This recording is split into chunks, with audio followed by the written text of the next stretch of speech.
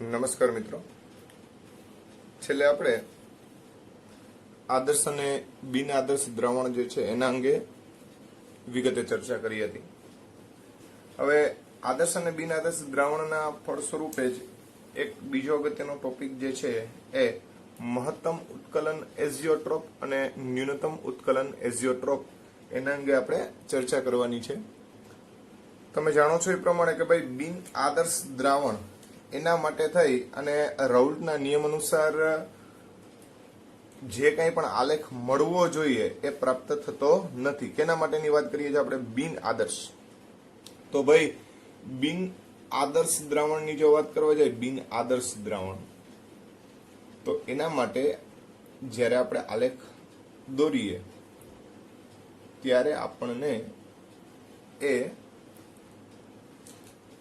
આદર્શ જેવો પ્રાપ્ત થતો નથી. માની લો કે અહીંયા એ ઘટક છે એક્સ એ બરાબર 0 થી શરૂ કરીએ તો અહીંયા એક્સ બી બરાબર 1 હોય. આ એક્સ એ ને એક્સ બી એ અને બી ના મોલન્સ છે. જેમ આગળ જતા જઈએ એમ એના મોલન્સ વધતા જાય. મેક્સિમમ કોઈ પણ ના મોલન્સ 1 થાય, 1 થી વધારે શક્ય બને નહીં. તો સામે જ્યારે એક્સ એ 1 હોય ત્યારે એક્સ બી 0 જ થવાનું, કેમ કે હંમેશા એક્સ એ વત્તા એક્સ બી એનું મૂલ્ય હંમેશા કેટલું થાય? 1. 1 થી ક્યારેય મોલન્સ જે છે એનો સરવાળો વધે નહીં. તો આ માહિતીના આધારે આપણે અહીંયા ઘટક એ અને ઘટક બી બંનેના આપણે મોલન્સ દર્શાવેલા છે. હવે તમે જાણો છો કે પીએ ઇઝ પ્રોપોર્શનલ ટુ એક્સ એ. એનો મતલબ એમ થયો કે આ એક્સ એ જેમ વધતો જશે એમ પીએ જે છે એ વધતું જાય. એટલે આપણે જેમ જેમ જેમ જેમ એક્સ એ વધતો જાય એમ પીએ વધતો જાય એવી રીતે આપણે દર્શાવી શકીએ. સામે પીબી માટે જો વાત કરવા જઈએ તો એના માટે પણ આ પ્રકારની ઘટના જે છે એ આપણે અહીંયા સમજાવી શકીએ. મિત્રો, અહીંયા મેં એ ઘટકનું બાષ્પ દબાણ બી કરતા વધારે લીધું છે. કોઈ પણ નું લઈ શકાય એવું નથી. આ આલેખ ઊંચો રાખીને નીચો રાખી શકો એ પણ કરી શકો, એમાં કોઈ બીજી વાત કરવા જેવી છે નહીં. એટલે અહીંયા કોઈ પણ એક ઘટક, એટલે અહીંયા ઘટક એ જે છે એ બી કરતા વધારે બાષ્પશીલ છે, વધુ બાષ્પશીલ છે એવું આપણે ધ્યાનમાં લીધું છે. તો આ બેઝિક વાતો છે, બરાબર. પછી આ બંને લાઈનને આપણે જ્યારે જોડી દઈએ ત્યારે આપણને પી ટોટલ મળશે. એટલે આ જે લાઈન હતી આપણી પેલી લાઈન જે આપણે દોરી, આ પીએ છે, બરાબર છે. પીએ બરાબર પીએ 0 ઇન્ટુ એક્સ એ વાળી લાઈન છે. આ જે લાઈન છે એ પીબી વાળી લાઈન છે. પીબી બરાબર P0B ઇન્ટુ એક્સ બી, બરાબર. અને આ જે છે એ પી ટોટલ છે કે જે પીએ વત્તા પીબી ને અનુરૂપ થાય. હવે મિત્રો, આ વાત થઈ આદર્શની. પણ જ્યારે બિન આદર્શની ચર્ચા કરતા હોય ત્યારે બિન આદર્શ દ્રાવણ માટે રાઉલ્ટના નિયમ અનુસાર આ ગ્રાફ મળવા જોઈએ પણ મળતા નથી. એટલે આવી રીતે જે સૈદ્ધાંતિક અને પ્રાયોગિક બંનેની અંદર જે કંઈ પણ ડિફરન્સ જોવા મળે એના માટે થઈને બે ઘટના બનતી હતી. કાં આપણને ધન વિચલન મળતું હતું, ધન વિચલન, અને કાં આપણને ઋણ વિચલન મળતું હતું, ઋણ વિચલન. ધન વિચલન મતલબ શું? તો કે રાઉલ્ટના નિયમ કરતા બાષ્પ દબાણ વધુ હોય, બરાબર છે. તો માની લો કે બાષ્પ દબાણ જે છે એ વધારે છે. તો મિત્રો, આપણે જનરલી આલેખ દોરતા હોય ને ત્યારે આ રીતે આમ દોરીએ આપણે આમ, પણ વાસ્તવિક રીતે આવો આલેખ મળતો નથી, બરાબર છે. તો કેવો ભાઈ આલેખ મળે? તો આલેખની અંદર વેરિએશન જોવા મળે. સામાન્ય સંજોગો કરતા એ આલેખ જે છે, આપણે માની લો કે ધન વિચલન માટે આલેખ વિચારીએ તો આ રાઉલ્ટના નિયમ અનુસારની વાત થઈ, આ રાઉલ્ટના નિયમ અનુસારની વાત થઈ, પણ એમાં વેરિએશન કેવું મળે? તો આ ટાઈપનું એક વેરિએશન મળે કે ભાઈ ઉત્કલન બિંદુ બાષ્પ દબાણ જે છે એ ધન વિચલનના કારણે ધન ધન ધન ધન ધન ધન થતું હોય અને આ રીતની એક વેરી મળે, બરાબર છે. એટલે વેરિએશન આ ટાઈપનું જોવા મળે છે. મિત્રો, આ પોઈન્ટ જે છે ને ત્યારે બાષ્પ દબાણ મહત્તમ હોય. મિત્રો, જ્યારે પણ બાષ્પ દબાણ મહત્તમ હોય ત્યારે ઉત્કલન બિંદુ ન્યૂનતમ હોય. આ બંને શબ્દ સમજજો ખાસ. એનું કારણ છે કે જેમ બાષ્પ દબાણ વધુ એમ તે ઘટકને ઓછામાં ઓછો આપણે ગરમ કરવો પડે, એટલે કે ત્યારે ઉત્કલન બિંદુ મહત્તમ હોય. એનો મતલબ એમ થયો કે આ પોઈન્ટ જે છે, આ પોઈન્ટની જો વાત કરવા જઈએ તો અહીંયા કાંઈક બંને ઘટકોનો મોલ અંશ મળશે. કેમ કે એક બાજુ x છે, આપણે બીજી બાજુ xb ને પ્રેઝન્ટ કરીએ છીએ. આમ જતા x વધતો જાય, આમ જતા xb વધતો જાય. તો આ જે સંઘટન જે છે, સંઘટન શબ્દ વાપરું છું, સંઘટન એટલે કે મોલ અંશ, બરાબર છે. બંને ઘટકોના મોલ અંશ એવા ચોક્કસ મોલ અંશે, એટલે આ બિંદુએ જ્યારે ઘટક a અને ઘટક b નું એવું પ્રમાણ લેવામાં આવે, એવું સંઘટન લેવામાં આવે, ત્યારે તમને આ પોઈન્ટ પ્રાપ્ત થાય. અને એને જ મિત્રો આ ધન વિચલન છે. તો અહીંયા ઉત્કલન બિંદુ કેવું મળ્યું? ન્યૂનતમ. એટલે આપણે એને કહીએ છીએ ન્યૂનતમ ઉત્કલન એઝિયોટ્રોપ્સ. એઝિયોટ્રોપ્સ. હવે શબ્દ સમજાણો? ન્યૂનતમ ઉત્કલન એઝિયોટ્રોપ એ કોના કારણે થઈને મળે ભાઈ? ધન વિચલનના કારણે થઈને મળે. કોના કારણે થઈને મળે? ધન વિચલનના કારણે. શા માટે મળે તો એ પણ તમને સમજાવ્યું. બીજી વાત કે અહીંયા કોઈ એક ચોક્કસ સંઘટન હશે ત્યારે જ આવું બનશે. દરેક સંઘટન એવું બનતું નથી, બરાબર છે. બીજી વાત કે સમગ્ર દ્રાવણની જે એવરેજ નીકળવી જોઈએ એના કરતા આ કંઈક વિશેષ ન્યૂનતમ પોઈન્ટ છે, બરાબર છે. એટલા માટે થઈ અને જે કાંઈ પણ મિશ્રણ મળશે એ મિશ્રણમાં એના ઉત્કલન બિંદુ એટલે બંને પ્રવાહીના ઉત્કલન બિંદુ કરતા પણ જે આ સંઘટન છે એનું ઉત્કલન બિંદુ નીચું હોય, બરાબર છે. એટલે આપણે એને શબ્દ બોલીએ છીએ ન્યૂનતમ ઉત્કલન એઝિયોટ્રોપ. આવી જ ઘટના મિત્રો મહત્તમ ઉત્કલન એઝિયોટ્રોપ માટે પણ આપણે સમજાવી શકીએ. આ ન્યૂનતમ માટેની વાત થઈ, જે ધન વિચલનના કારણે થઈને જોવા મળે છે. કેના કારણે થઈને જોવા મળે છે ભાઈ? ધન વિચલનના કારણે. તો આમાં ન્યૂનતમમાં પહેલા આપણે ઉદાહરણની જો ચર્ચા કરવા જઈએ તો તમે જાણો છો એ પ્રમાણે કે ભાઈ પાણી વત્તા ઇથેનોલ, આ બંનેનું જે મિશ્રણ જે છે એની વાત કરવા જાય તો આપણે 95% મિશ્રણ એવો શબ્દ બોલીએ છીએ. એટલે 95% ઇથેનોલ હોય, 5% પાણી હોય, એવા મિશ્રણ જે છે એને આપણે એઝિયોટ્રોપ મિશ્રણ તરીકે લઈએ છીએ મિત્રો. તો આવું જે મિશ્રણ છે એમાં થાય શું? તો કે ભાઈ પાણીનું ઉત્કલન બિંદુ તો બધાને ખબર જ હોય 373 કેલ્વિન છે. પાણીનું ઉત્કલન બિંદુ કેટલું? 373. જ્યારે ઇથેનોલનું ઉત્કલન બિંદુ જે છે એ છે 351.3. 351.3. હવે આપણે અહીંયા કયા ઉત્કલન એઝિયોટ્રોપની વાત ચાલે છે? ન્યૂનતમ. એનો મતલબ એમ થાય કે આ બંનેનું 95% ધરાવતું જે એઝિયોટ્રોપિક મિશ્રણ જે છે એનું ઉત્કલન બિંદુ આ બંને કરતા ઓછું હોવું જોઈએ. અને એનું મૂલ્ય જે છે એ છે 351.1. 351.1. એનો મતલબ એમ થયો કે આ મિશ્રણ એટલે કે 5% પાણી અને 95% ઇથેનોલ, આવું જે મિશ્રણ જે છે એ હંમેશા ન્યૂનતમ ઉત્કલન એઝિયોટ્રોપ્સ તરીકે વર્તે છે. તો મિત્રો આમાં ખાસ સમજવાની બાબત શું આવી? તો કે ભાઈ જે રાઉલ્ટના નિયમથી ધન વિચલન ધરાવતું હોય, ધન વિચલન જેટલું ધન એટલું ઉત્કલન બિંદુ ન્યૂનતમ, બરાબર છે. અને ઉત્કલન બિંદુ ન્યૂનતમમાં પણ એક મિશ્રણ એવું આવે કે જ્યારે એ એઝિયોટ્રોપિક મિશ્રણ તરીકે વર્તે. મિત્રો એઝિયોટ્રોપિક મિશ્રણનો અર્થ એવો થાય છે કે આ સંઘટનને તમે ઉત્કલન વડે દૂર કરી શકો ને, એટલે સેપરેટ ન કરી શકો, એનું ડિસ્ટિલેશન થઈ શકે નહીં. તો એવું આ એક મિશ્રણ છે કે જેને તમે અલગ નથી પાડી શકતા. એવા જે મિશ્રણ છે એને આપણે એઝિયોટ્રોપિક મિશ્રણ તરીકે લઈએ છીએ. તો મિત્રો આ તમામ ચર્ચા જે છે એ ન્યૂનતમ ઉત્કલન એઝિયોટ્રોપ્સ માટેની થઈ. આવી સેમ ટુ સેમ ચર્ચા આપણે ન્યૂનતમની જગ્યાએ મહત્તમ ઉત્કલન એઝિયોટ્રોપ માટે હવે કરીએ. તો મહત્તમ ઉત્કલન એઝિયોટ્રોપ શું છે ભાઈ? તો આની જેમ જ આપણે ચર્ચા કરવાની થાય. તમને ખબર છે કે આપણે આલેખ જે દોરીએ છે એ જ મુજબ આપણે ફરીથી પાછો આલેખ દોરી નાખીએ. આ રાઉલ્ટના નિયમ અનુસાર જે કંઈ પણ આલેખ મળવો જોઈએ એની વાત છે, બરાબર છે.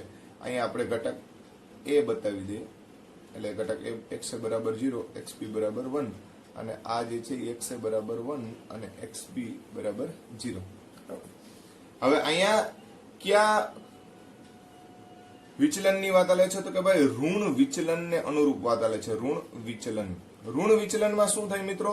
તો કે જે કાંઈ પણ વિચલન થવું જોઈએ એ પ્રમાણમાં ઘટી જાય, એટલે કે બાષ્પ દબાણ જે ઘટવું જોઈએ. તો મિત્રો અહીંયા પણ એક પોઈન્ટ એવો આવશે કે જ્યારે એ ઘટાડો છે એ મહત્તમ હશે, બરાબર. તો આ જે ઘટાડો જે છે એ મહત્તમ છે, બરાબર. આવો ઘટાડો જ્યારે કાંઈ પણ સંઘટન હોય બંને ઘટકનું, એ સંઘટને આ મહત્તમ બાષ્પ દબાણનો ઘટાડો છે. આ બાષ્પ દબાણનો ઘટાડો જે છે એ મહત્તમ બાષ્પ દબાણનો ઘટાડો. જેમ બાષ્પ દબાણ ઘટે એમ ઉત્કલન બિંદુ વધે, બરાબર છે. એટલે આ ઉત્કલન બિંદુ એવું મળે આ સંઘટને. આ શબ્દ ખાસ સમજજો, સંઘટન એટલે પ્રમાણ. અહીંયા પ્રમાણ કેમાં લીધું છે આપણે? મોલ અંશમાં. તો આવા સંઘટને ઉત્કલન બિંદુ મહત્તમ થઈ જાય. અને કેટલું મહત્તમ થઈ જાય? તો કે બંને ઘટક કરતા મહત્તમ થાય, બરાબર છે. તો આવા પોઈન્ટ જે છે એને એઝિયોટ્રોપ્સ એટલે એઝિયોટ્રોપિક મિશ્રણ જે છે એના આધારે આપણે વર્ણવીએ છીએ. અને આવા એઝિયોટ્રોપને આપણે મહત્તમ ઉત્કલન એઝિયોટ્રોપ કહીએ છીએ. શું બોલીએ છીએ? મહત્તમ ઉત્કલન એઝિયોટ્રોપ્સ. તો ભાઈ આમાં આપણે જો ઉદાહરણ જોતું હોય તો આમાં આપણા ટેક્સ્ટ નું જો આપણે ઉદાહરણ લેવા જઈએ તો તમે જાણો છો એ પ્રમાણે H2O વત્તા HNO3, બરાબર છે, એનું એઝિયોટ્રોપિક મિશ્રણ. એનું આપણે 68% જેટલું જે મિશ્રણ જે છે ને આપણે એઝિયોટ્રોપિક મિશ્રણ તરીકે લઈએ છીએ. 373 કેલ્વિન તો તમને બધાને ખબર જ છે. આ કોનું ઉત્કલન બિંદુ છે? પાણીનું. HNO3 નું છે 359. હવે આનું જે 68% મિશ્રણ એટલે કે 68% HNO3 અને 32% પાણી એવું મિશ્રણ હોય, બરાબર છે. આવા મિશ્રણ જે છે એનું ઉત્કલન બિંદુ 393.6 જેટલું મળે છે. 393.6. મિત્રો આ ડેટા કઈ યાદ રાખવાની જરૂરિયાત નથી. આ તો તમને કમ્પેરિઝન ખબર પડે એના માટે થઈ અને આ ડેટા જે છે એ તમારી સમક્ષ રજૂ કરેલા છે. આપણે આ સંઘટન યાદ રાખવાનું. અને 2019માં આ પ્રશ્ન પૂછાયેલો છે, ખાસ ધ્યાનમાં રાખજો. નીટ 2019માં કે નીચે પૈકી કઈ જોડ જે છે એ મહત્તમ ઉત્કલન એઝિયોટ્રોપ્સ તરીકે વર્તે છે? અને ઓપ્શન એમાં 68% ઇથેનોલ 68% HNO3 નું દ્રાવણ આપેલું હતું, 95% ઇથેનોલનું દ્રાવણ આપેલું હતું અને અન્ય બે દ્રાવણોના નામ પણ આપેલા હતા. એટલે આવી રીતે આ ટોપિકો જે છે એ ખાસ મહત્વના છે. આદર્શ દ્રાવણના અનુલક્ષીને પણ મેં આની પહેલા કીધું હતું કે ઘણા બધા પ્રશ્નો જે છે એ પૂછાયેલા છે. આની એક તમને વર્કશીટ પણ મોકલવામાં આવશે જેની અંદર ઘણા બધા MCQ છે, એ તમે સોલ્વ કરજો એટલે તમને વધારે ખ્યાલ આવશે. તો આ 4 ટોપિક બહુ મહત્વના છે, ખાસ વારંવાર તમને જોવાનું કહું છું, કેમ કે આના ઉપરથી ઘણા બધા પ્રશ્નો જે છે આપણે પૂછી શકાય. તો મિત્રો આ બાબતે ખાસ કાળજી રાખજો. હવે સાથે સાથે કેટલાક વધારાના આપણા ટેક્સ્ટ બુકના તો આ 2 ઉદાહરણ જોયા, પણ વધારામાં કેટલાક ઉદાહરણો જે છે એને પણ આપણે ધ્યાનમાં લઈ લઈએ. તો ન્યૂનતમ ઉત્કલન એઝિયોટ્રોપ અને મહત્તમ ઉત્કલન એઝિયોટ્રોપ એના હું અહીંયા આ ઉદાહરણ જે છે એ ફરીથી પાછા રિપીટ કરું છું. જોજો કેટલાક વધારાના ઉદાહરણો છે એ પણ તમે નોંધી લેજો.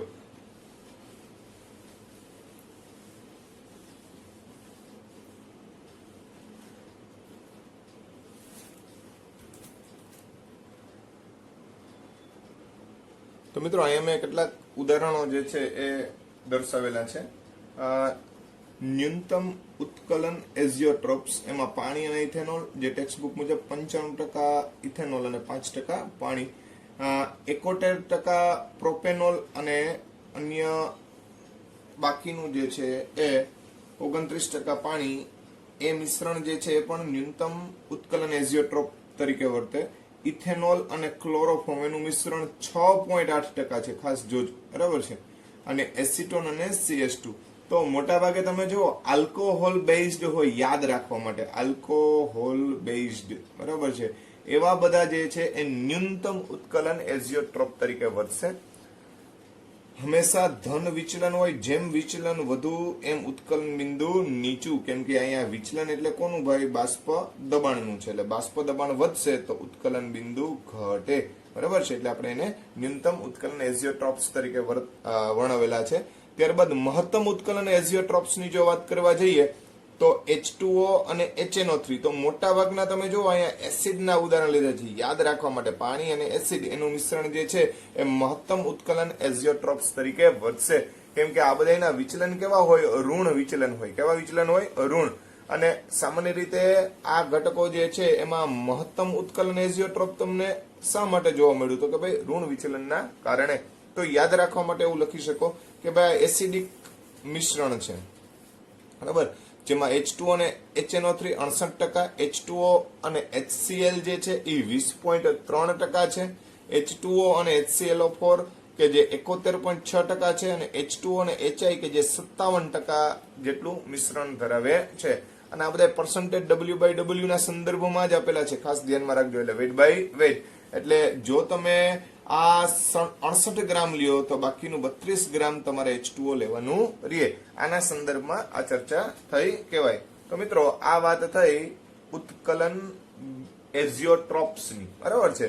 તો આજના ટોપિકની અંદર આપણે ખાસ વિશેષ જે છે એ એઝિયોટ્રોપિક મિશ્રણ જે છે એને વર્ણવેલો છે. એઝિયોટ્રોપિક મિશ્રણ એટલે એવું મિશ્રણ કે જે કોઈ નિયત તાપમાને ઉકળે, એટલે એમાં બંને ઘટકો નું સંઘટન જે છે એ તમે બદલાવી નહીં શકો, એને તમે સેપરેટ નહીં કરી શકો, બરાબર છે. એને આપણે એઝિયોટ્રોપિક મિશ્રણ તરીકે વર્ણવીએ છીએ. હવે ત્યાર પછી જે છે એ આપણા મહત્વના ટોપિકની અંદર તમે જાણો છો એ પ્રમાણે અગત્યના ટોપિકમાં આપણા બધા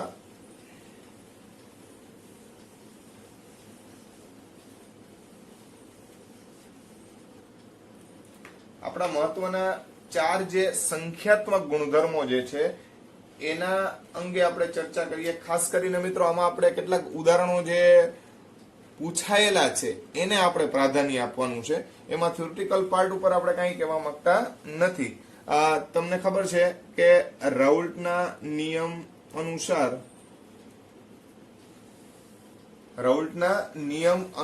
જ્યારે કોઈ પણ શુદ્ધ દ્રાવક જે છે એની અંદર જો દ્રાવ્યો ઉમેરવામાં આવે, પણ કેવો અબાષ્પશીલ દ્રાવ્યો ઉમેરવામાં આવે, તો એના કારણે થઈ અને એના બાષ્પ દબાણનો જે સાપેક્ષ ઘટાડો જે છે, શબ્દ સમજો બરોબર, P10 P1 P10 બરાબર x2, બરાબર. આની જગ્યાએ આપણે x2 બરાબર n2 ના છેદમાં n1 પ્લસ n2, પણ તમે જાણો છો એ પ્રમાણે કે ભાઈ રાઉલ્ટનો નિયમ અતિ મંદ દ્રાવણ માટે હોય તો n1 પ્લસ n2 બરાબર આપણે n1 જ લખીએ છીએ.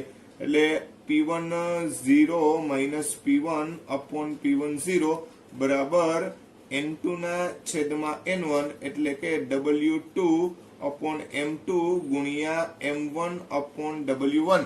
આવું આપણે સૂત્ર જે છે એ રજૂ કરી શકીએ. તો મિત્રો આ તમને સૂત્ર આવડે જ છે, પણ આનું ઉપયોગિતા ઘણી બધી છે. આને અનુરૂપ કેટલાક પ્રશ્નો જે છે એ પૂછી શકાય એવા છે.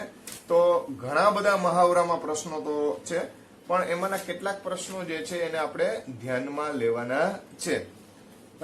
બીજી વાત કે આના સિવાયનું આનું જે સૂત્ર જે છે કે P ટોટલ બરાબર P0A ઇન્ટુ XA વત્તા P0B ઇન્ટુ XB. ભાઈ આના ઉપર આધારિત ઘણા બધા પ્રશ્નો જે છે એ ભૂતકાળમાં પૂછાઈ ગયેલા છે.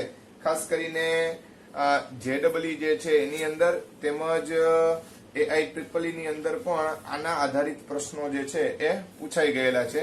એક પ્રશ્ન જે છે એની આપણે ચર્ચા કરીએ કે જે JEE 2009માં AIEEE 2009માં પૂછાયેલો હતો. એની આપણે વાત કરીએ. AIEEE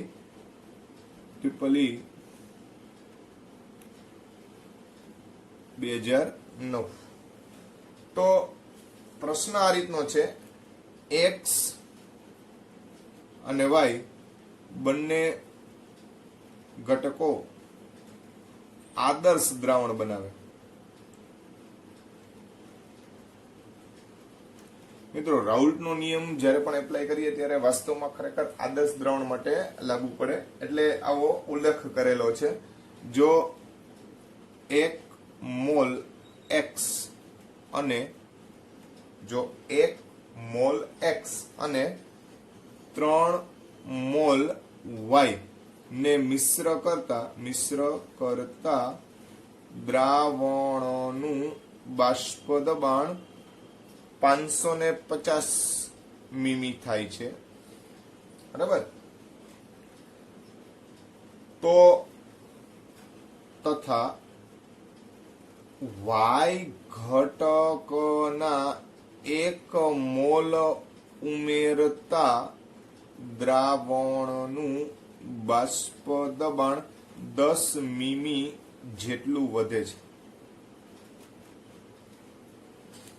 તો શુદ્ધ ઘટક એક્સ અને વાય ના બાષ્પ દબાણ જણાવો, બરાબર છે.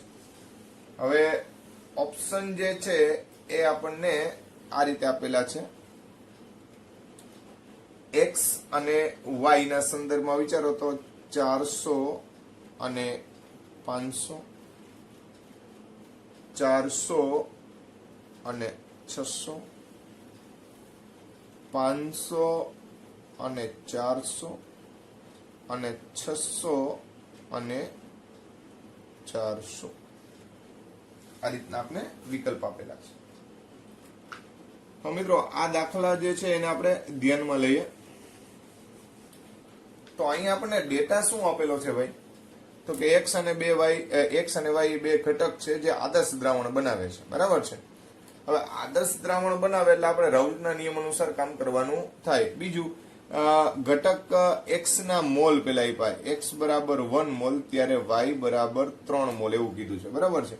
તો પેલા આપણે આના ઉપરથી મોલ અંશ ગણીએ તો કુલ મોલ જે છે 3 ને 1 4 થાય.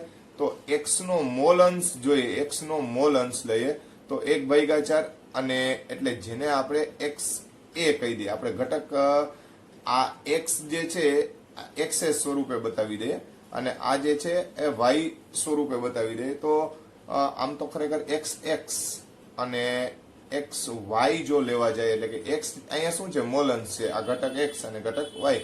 તો એક્સ વાય બરાબર શું થાય? તો કે ભાઈ 3/4 થાય. આ મોલ અંશની વાત કરી. કોની વાત કરી? મોલ અંશ. મોલ અંશ ની ગણતરી થઈ. હવે મિત્રો, એક્સ બરાબર 1, વાય બરાબર 3 આ મોલ આપેલા હતા. શું આપેલા હતા? મોલ ઘટક એક્સ અને ઘટક વાય ને. હવે અહીંયા પછી મોલમાં શું ફેરફાર થઈ ગયો? તો વાય ઘટકના 1 મોલ ઉમેરતા, એટલે એક્સ ના તો જે છે ને એ છે જ, પણ વાય ના આપણે ટોટલ 4 કરવાના. તો કુલ મોલ જે છે એ 5 થાય. તો હવે અહીંયા એક્સ એક્સ નું મૂલ્ય જે છે એ 1/5 થાય અને એક્સ વાય નું મૂલ્ય જે છે એ 4/5 થાય.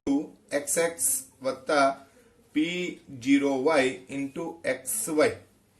હવે પેલો જે ડેટા આપણી પાસે જે છે એક્સ એક્સ નું મૂલ્ય 1/4 છે, 1/4 એને આપણે જરા ધ્યાનમાં લઈએ. તો P ટોટલ છે આપણી પાસે 550 પેલી પરિસ્થિતિમાં, બરાબર છે. ત્યારે P0x ની જો વાત કરવા જાય, P0x તો એ આપણે કાઉન્ટ કરવાનું છે, કેમ કે શુદ્ધ ઘટક x અને y ના બાષ્પ દબાણ તો આપણે ગણવાના છે. આનું મૂલ્ય જે છે એ 1/4 લઈએ અને આનું મૂલ્ય જે છે એ 3/4 લઈએ. P0y into 3/4. લસા જો 4 કાઢી નાખીએ આપણે મિત્રો તો 550 ગુણ્યા 4 બરાબર P0x વત્તા P0y, પણ કેટલા? 3 P0y.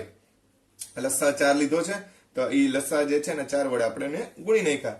હવે આને જયારે આપણે ઉકેલ કરીએ એટલે કે 550 ગુણ્યા 4 કરવા જાય તો આપણને 5 ચોખ્ખું 20 અને 50 ચોખ્ખું 200 એટલે 2200 થશે. 2200 બરાબર 2200. ટૂંકમાં P0x વત્તા 3 P0y.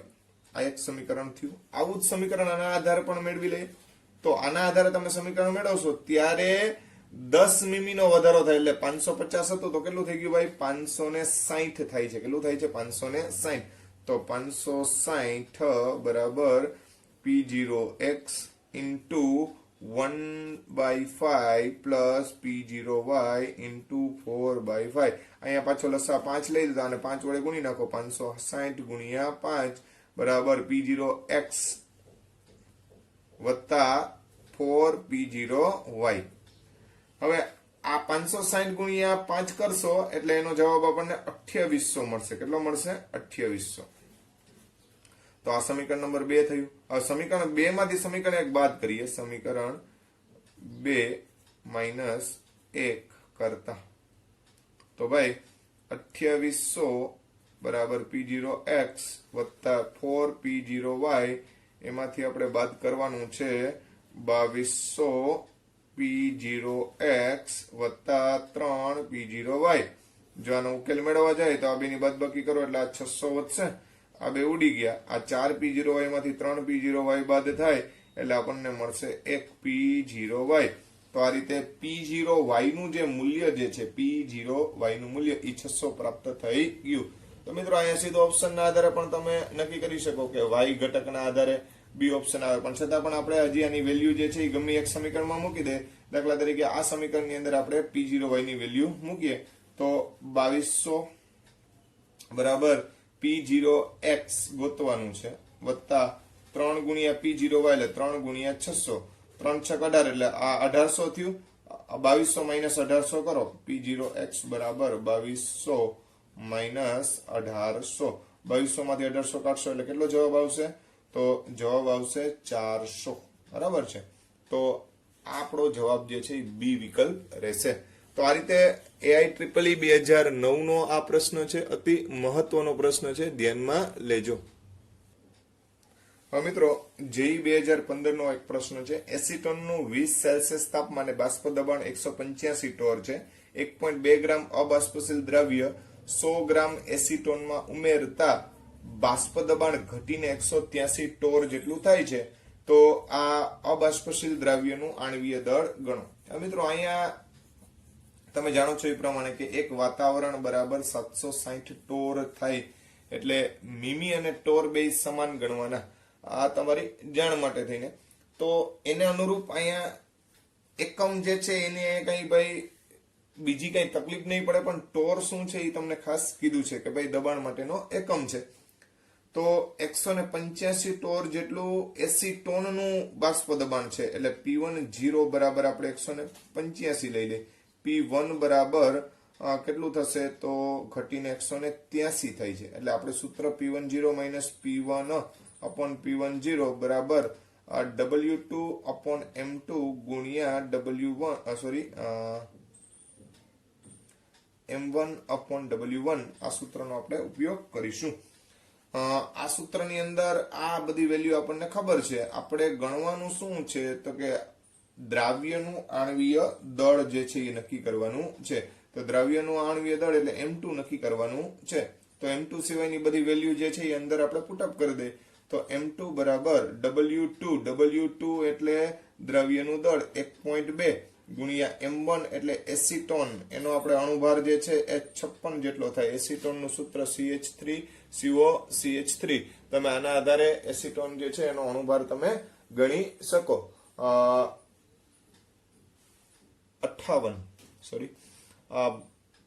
3 કાર્બન 6 હાઇડ્રોજન અને 1 ઓક્સિજન. આ પ્રમાણે તમે ગણશો એટલે 12 તેરીને 36 વત્તા 6 વત્તા 16 એટલે ટોટલ કેટલા થશે? 36 વત્તા 6 વત્તા 16 એટલે 3 6 18 એટલે 58 થશે. બરાબર છે. તો M2 બરાબર 1.2 ગુણ્યા 58 છેદમાં M2 તો આપણે કાઉન્ટ કરવાનું એ કીધું. W1 દ્રાવક એનું દળ આપણે આપી દીધું છે. કેટલું આપ્યું છે? 100. હવે આ P10 ઉપર જાય એટલે અહીંયા આપણે P10 ને ઉપર લઈ લઈએ તો એનું મૂલ્ય જે છે એ આપણને આપી દીધું છે 185 અને આ બંનેની બાદબાકી ડાયરેક્ટ મૂકીએ એટલે ઈ બાદબાકી થાય છે 2. કેમ કે 185 માઇનસ 183 એટલે કેટલા થશે 2. હવે આનો જો આપણે ઉકેલ મેળવવા જઈએ 1.2 ગુણ્યા 58 ગુણ્યા 185 ભાગ્યા 100 અને ભાગ્યા 2. તો મિત્રો આપણે ઓપ્શન જે છે હવે ગણતરી કરવી એ આપણા માટે થોડી અઘરી બાબત છે, બરાબર. હવે આને રાઉન્ડ ફિગરમાં આપણે અહીંયા 6 વિચારી, સોરી 60 વિચારી લઈએ. અહીંયા 60 વિચારી, રાઉન્ડ ફિગર કહું છું તમને, બરાબર છે.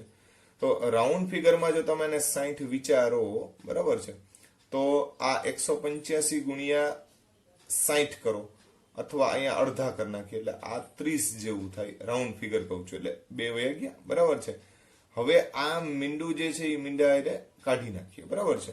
હવે ઉપર વધ્યું 1.2 એટલે 12 ગુણ્યા 3 વિચારીએ અને ગુણ્યા 185 વિચારીએ, છેદમાં આ મીંડું કાઢ્યું એટલે આપણે 100 વિચારી લઈએ. તો તમારે 12 તેરી 36, 36 ગુણ્યા 185 તમે કરો, 36 ગુણ્યા 185, બરાબર છે. તો તમને જે કંઈ પણ છે એ આપણને જવાબ પ્રાપ્ત થશે. આ રેન્ડમલી વાત છે, બરાબર છે, એટલે તમને અંદાજો રહીએ.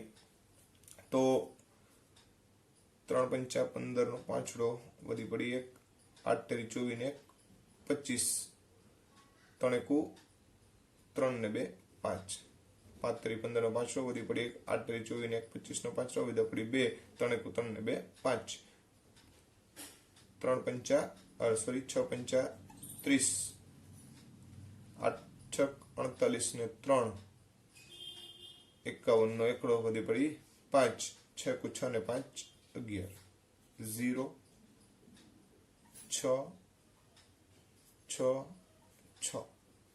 તો મિત્રો આને ભાગો એટલે 66.60 જેવું આવે, પણ વાસ્તવમાં આપણે અહીંયા 58 ના 60 કરેલા હતા, બરાબર છે, એટલે 66.60 કરતા થોડુંક ઓછું રહીએ. તો એવો વિકલ્પ જે છે એ આપણી પાસે એક જ છે, અને કયો છે તો કે ભાઈ 64.